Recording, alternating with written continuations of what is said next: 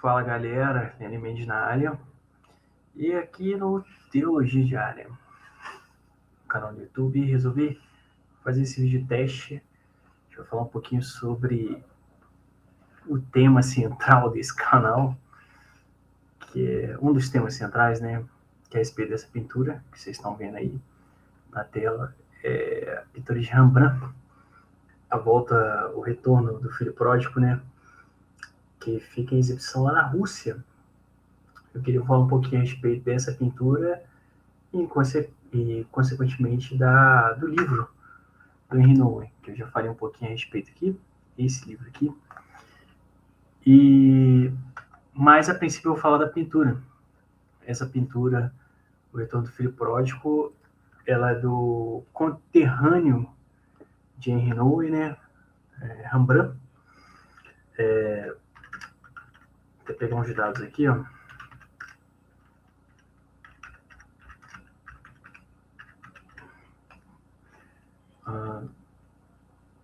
Essa é uma pintura de 1669, né? Do Rembrandt, holandês. E ela é uma pintura que ela faz... ela vem a ilustrar a passagem de Lucas 15, onde tem... Eu lembro que quando eu era jovem se dizia, né, é a seção dos achados e perdidos da Bíblia, Lucas 15, que tem as 3 parábolas ali. A parábola da ovelha perdida, a parábola da dracma perdida e a parábola do filho pródigo. Então a gente vê ali que essa pintura vem ilustrar essa terceira parábola. É uma pintura muito bonita, como vocês podem ver na tela aí, é uma pintura bem grande. Tipo assim, provavelmente deu um baita de um trabalho para Rembrandt, mas ao mesmo tempo um baita de um trabalho no final da sua vida produtiva ali, né? No final da sua vida, na verdade. Que foi uma das últimas pinturas dele que ele fez. Imagina produzir isso tudo. É interessante pensar que Rembrandt, antes de pintar essa pintura, ele havia pintado o filho pródigo em outra situação. Só buscar outra imagem para vocês.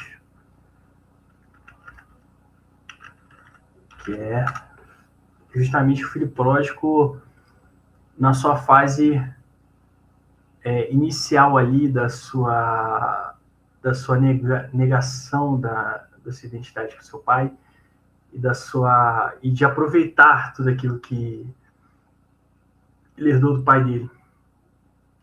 Vou pegar a imagem aqui para vocês.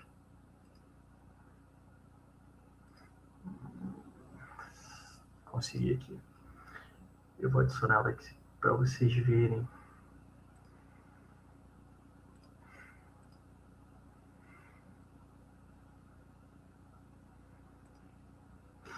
Que é essa pintura.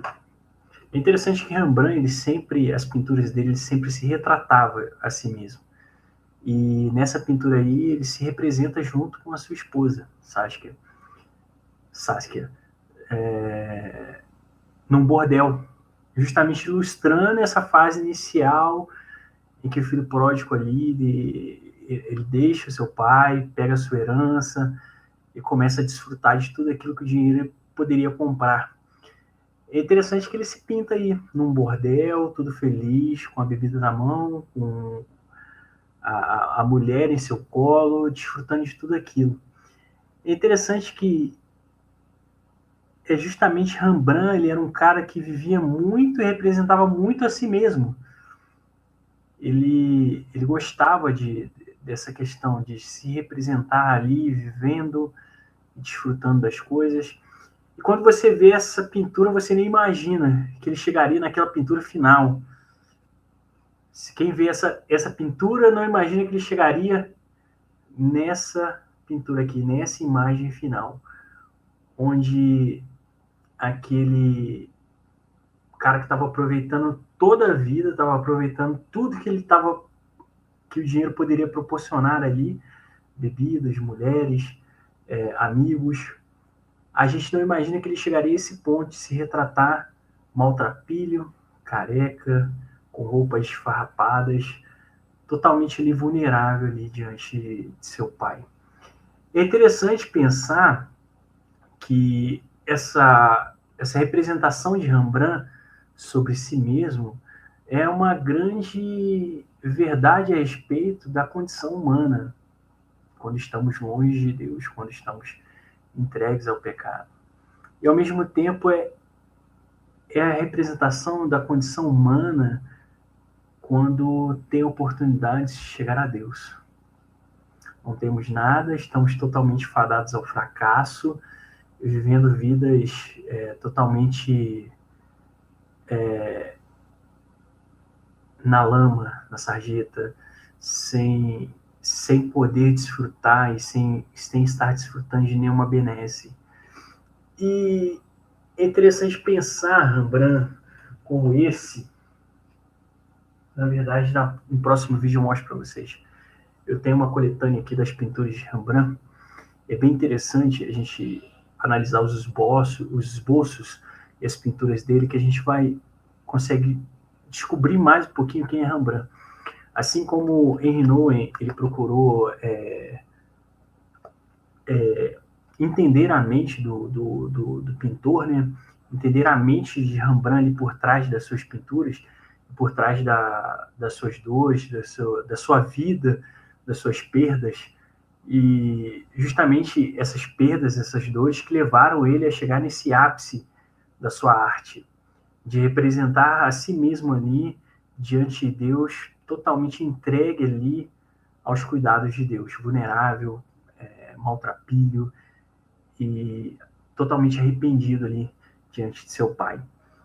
E justamente quando eu falo a respeito de teologia e quando eu digo que eu faço e que o nome desse canal, o nome do trabalho que eu venho fazendo, teologia diária, é justamente mostrar essa condição humana, essa condição que estamos, a partir da queda, entregues, que é de realmente estarmos à procura de nos voltarmos a Deus. Sendo entregues ali às nossas necessidades ali de Deus. É interessante pensar Rembrandt representando e entendendo a respeito dessa parábola, né? Porque para ele fazer essa pintura, ele teria que ter um conhecimento prévio a respeito daquilo que ele estava pintando, aquilo que ele estava representando ali. É interessante que a representação de Rembrandt é um pouco diferente da parábola em si, porque a parábola ela tem algumas cenas em que são separadas ali, alguns atos separados. O ato do filho sair, o ato do filho gastar absolutamente, né? Quando a gente fala absolutamente, é gastar até a última gota ali daquilo que ele tinha, seja com prostituição, com bebidas, com amigos, seja com o que for. E a gente tem o ato ali do arrependimento do filho mais novo, em que ele decide voltar para casa. E essa volta, que é o segundo ato ali, né? É deixar a casa, voltar a casa e o restante da situação com o filho mais velho. É interessante pensar, né? Ele volta para casa e a volta dele é uma volta meio que sem intenções de voltar a ser, tipo, ele fala, não, vou voltar como um trabalhador, eu vou ter algum mérito ali, eu volto sendo um trabalhador, não mais como filho, mas como um trabalhador. Mas não é isso que vem ao caso agora, né? Mas então a gente tem essa parábola em alguns atos. Mas Rembrandt, de forma espetacular, ele consegue representar tudo isso numa única pintura. Tipo, toda a cena e todo o entendimento a respeito da parábola, ele coloca numa única imagem. E é muito interessante pensar a respeito disso. Como que Rembrandt conseguiu representar tudo aquilo numa única imagem? Tipo, o filho mais velho à direita na pintura. Você vê que a roupa dele é bem parecida com o pai, então a gente é levado a crer que seja o filho mais velho. E o pai ali abraçando seu filho, e o filho mais velho distante ali, olhando com indiferença a situação ali, e o filho mais novo ali ajoelhado,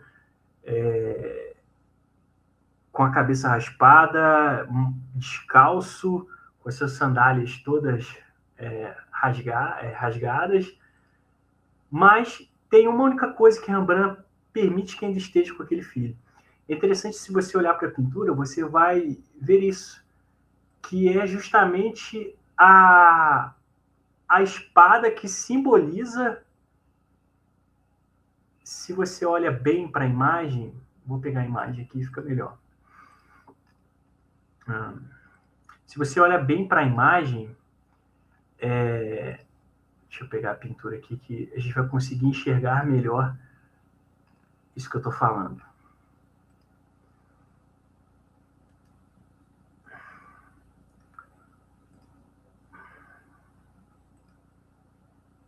Só um minuto.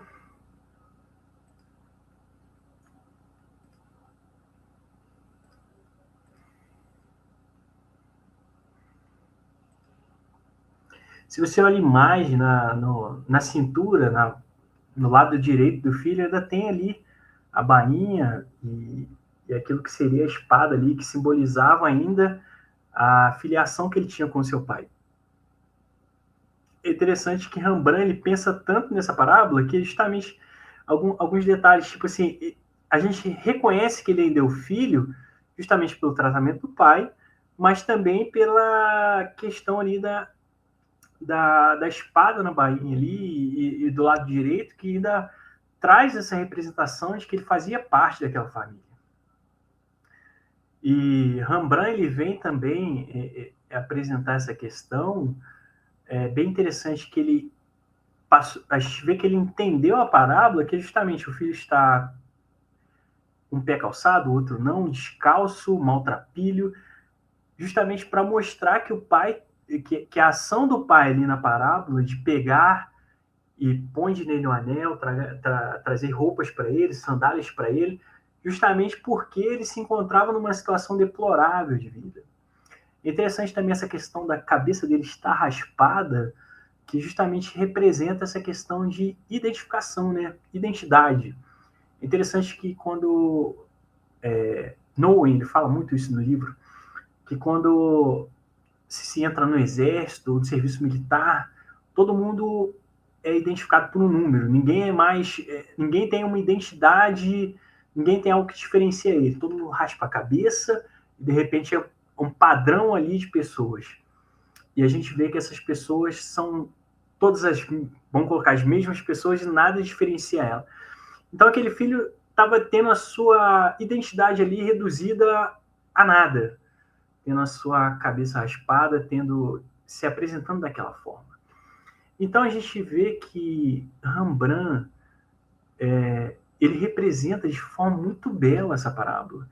E Rembrandt foi uma pessoa que teve muitas perdas ao longo da história. Foi uma pessoa também que gastou muito ao longo da história. Foi uma pessoa que usou de tudo aquilo que o dinheiro poderia oferecer, e foi uma pessoa que também perdeu tudo em certo momento da vida, e foi uma pessoa que no final da vida estava pintando a volta do filho pródigo. E a coisa mais bela disso tudo é saber que Rembrandt ele conseguiu entender de forma bela a representar o Evangelho.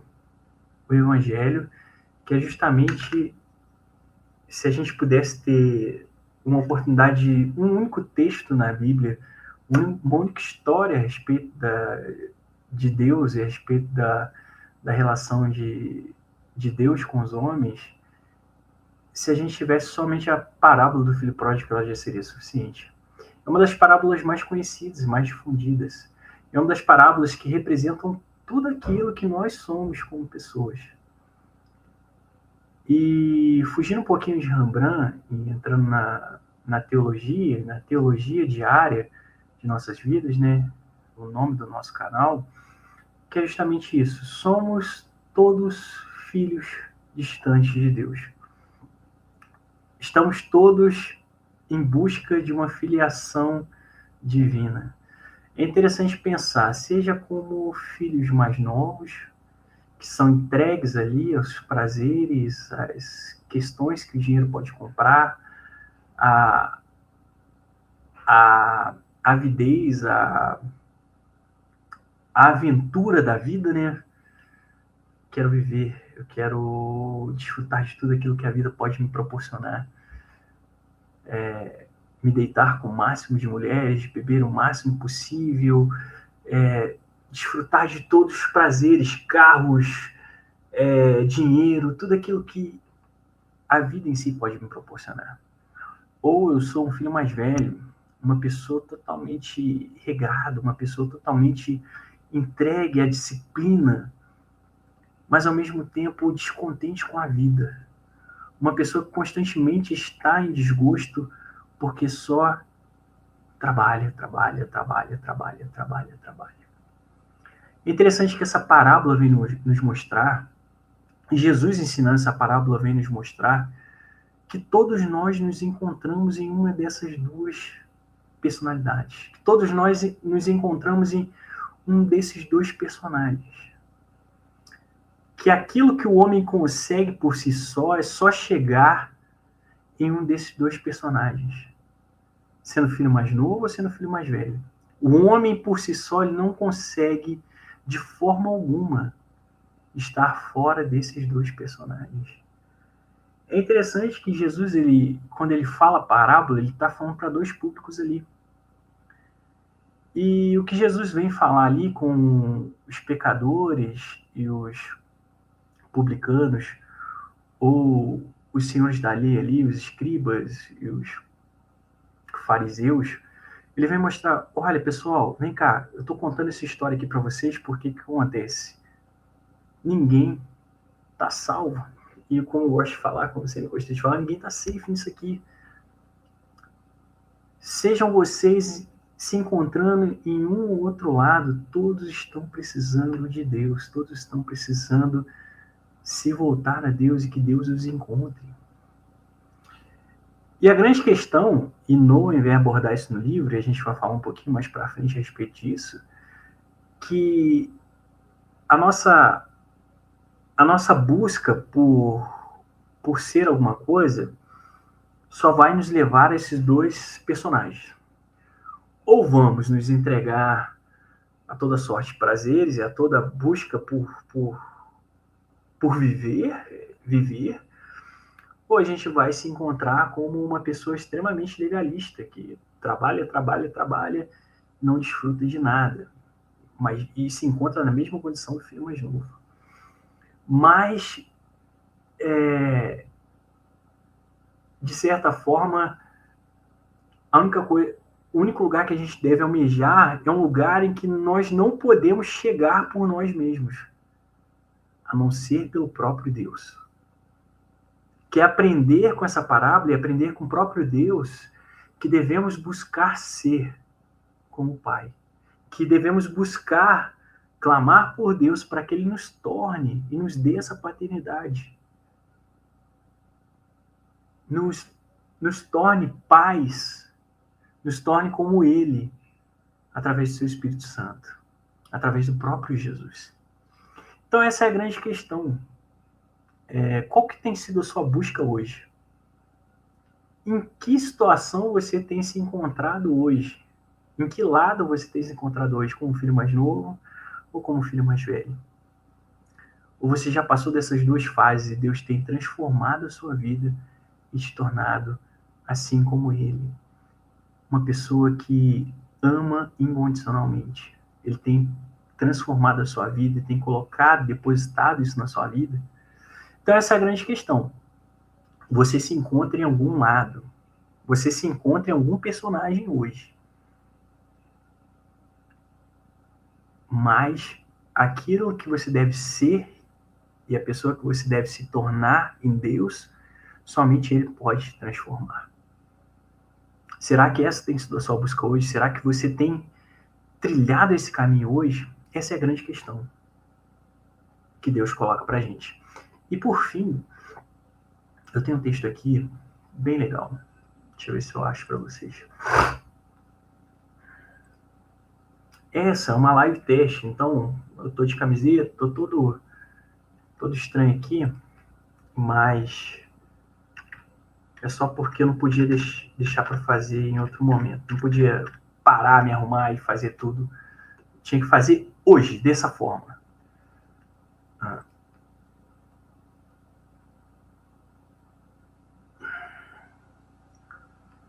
Tá, deixa eu achar aqui.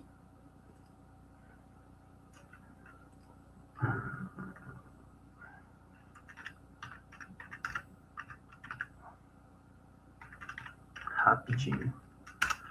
Bom que dá para vocês pensarem um pouco a respeito. Deixa eu ver se é isso aqui.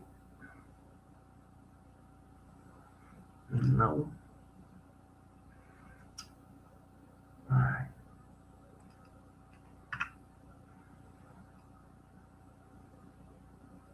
Ruim que eu deixo um monte de arquivo aqui no meu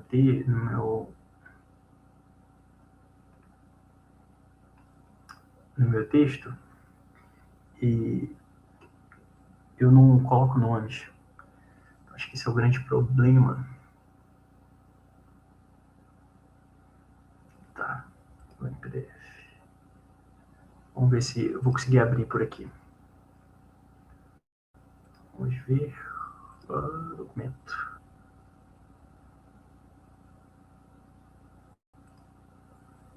Ai. Não, calma aí. Tem que salvar em PDF. Vou conseguir abrir. Acho que eu salvei em outro formato.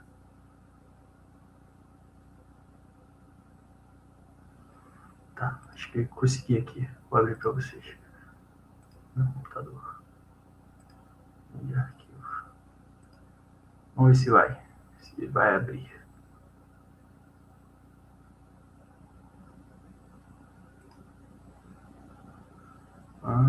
Deixa eu ver se eu consigo.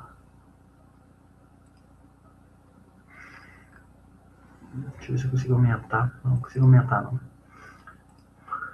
Mas esse é um texto que eu fiz pensando a respeito. Quando eu acabei de ler o livro, eu fiz esse texto. Não reparem se tiver algum erro de português, é porque eu não faço as correções, eu só penso e escrevo. E se tiver algum erro de português, eu deixo, porque ainda não é de meu interesse publicar nada. Mas é um texto bem interessante. Texto intitulado Sobre Esperança, ou sobre esperança. Esperança. Então a gente temos um dos maiores vislumbres sobre espera e esperança na parábola do pai e seus dois filhos, no livro de Lucas, capítulo 15, versículos 11 e 32. Então, dessa parábola que eu falei, e dessa parábola que a pintura de Rembrandt representa. Então, a gente vê onde a espera é apresentada de três perspectivas distintas. Então, a gente vê que a espera e esperança, ela é apresentada de três perspectivas. A perspectiva do filho mais novo, a perspectiva do filho mais velho e a perspectiva do pai. Então, onde vemos que algumas esperas visam uma troca e no final se mostram esperas vazias, mas somente a verdadeira espera se mostra de uma forma a não visar ganho ou troca. Então, a gente temos, então, as três esperas. Primeira, o filho mais novo, inconsequente, aventureiro, ingrato, que através de sua herança espera ganhar liberdade e alegria, e ao se deparar com a pobreza e humilhação, agora espera voltar diante de seu pai e ser um escravo. Então a gente tem essa primeira espera, a espera do filho mais novo. A segunda espera, a espera do filho mais velho. O filho mais velho é responsável, trabalhador e zeloso, que através da segurança do seu serviço espera ser honrado e reconhecido, e ao se deparar com a esperança do pai, espera que seu irmão se encontre morto. E por fim, a gente tem a espera do pai. Então, por fim, a espera real é motivada pelo quê? Pelo amor. A espera do pai amoroso, que cheio de esperança permanecia na porta todos os dias, aguardando o retorno do filho mais moço, porque esse teu irmão estava morto e reviveu, estava perdido e foi achado. E sem qualquer intenção de troca ou motivação fora do amor, o recebe novamente. Então veja bem, todas as esperas ali são motivadas por alguma coisa. Ela visa um ganho, uma troca. A do filho mais novo, a primeira espera dele era ganhar liberdade, se deparar, ganhar liberdade, ganhar alegria. E ao se deparar com pobreza, humilhação, ele espera voltar diante do pai, mas não como um filho, mas como um escravo. O filho mais velho, responsável, trabalhador zeloso, espera, através do seu serviço ali, ser honrado e reconhecido. E ao se deparar com a esperança do pai, ele espera que seu irmão se encontre morto. E a única espera que não visa uma troca é a do próprio pai, que aguardava ali constantemente na porta. Ele esperava o filho, que estava morto, voltar a viver. E em contrapartida, que a gente vê essa espera motivada somente pelo amor, sem nenhuma intenção de troca, a gente vê o filho mais velho também se encontrava, que o filho mais velho, assim como o filho mais novo, se encontrava perdido. Mas não fora de casa, não se entregando aos prazeres, mas dentro da própria casa do pai. Então a gente vê esse filho mais velho se encontrando perdido, e a gente vê a reação do pai também em relação ao filho mais velho. Porque o pai, o que ele faz? Ele pacientemente mostra que o filho mais velho, que ele precisa se encontrar ali. Que o pai precisa se encontrar, que ele precisa se encontrar dentro de casa. Que ele, podendo desfrutar de toda aquela alegria, de tudo que era pertencente ao pai, quando o pai fala, meu filho, tu sempre estás comigo, tudo que é meu é teu. Então a gente vê que o pai também, ele não somente recebe o filho mais novo, mas ele convida o filho mais velho também a participar da filiação dele, daquilo tudo que ele poderia desfrutar e ele não estava desfrutando. Então a gente vê que assim a verdadeira espera se mostra com amor incondicional, que não necessita de fins para ser praticado, pois o amor verdadeiro é um fim por si só. Como diria Shakespeare, que é citado por Rembrandt aqui no livro da Volta do Filho Pródigo, que a gente vai falar um pouquinho mais para frente. Amar não é amor que se altera quando a alteração encontra. E essa é a parábola de dois filhos perdidos e um pai pródigo, que deixa tudo para trazer os seus filhos de volta para si. Então, em qual personagem você se identifica e você identifica a sua espera hoje? Essa é a grande pergunta que a gente tem para hoje, para a gente e para vocês aí. Qual personagem você se encontra hoje? O filho mais velho, à direita, indiferente, rancoroso, a partir disso tudo, ficando cego diante de tudo aquilo que ele poderia desfrutar.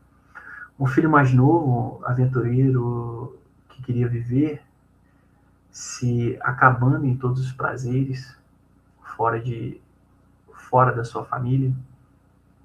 Ou você tem sido transformado diariamente naquilo que Deus deseja que você seja? Essa é a grande questão. Então é isso, essa foi a primeiro vídeo aqui, é um teste, então não espero que você não tenha vindo com grandes expectativas, mas espero que Deus abençoe e a gente vai estar produzindo mais aqui para aquilo que eu nomeei como teologia diária, né? A gente enxergar diariamente teologia no nosso dia a dia. A gente procurar entender diariamente, desde que a gente acorda até quando a gente deita, a vontade, a boa, perfeita e agradável vontade de Deus na nossa vida. Enxergar Jesus Cristo como o Redentor de todas as coisas e como aquele que pode transformar nossas vidas através do Espírito Santo dele. Amém? Então é isso. Valeu. Esse é o Teologia Diária. Fica assim. Foi um prazer estar com vocês aqui.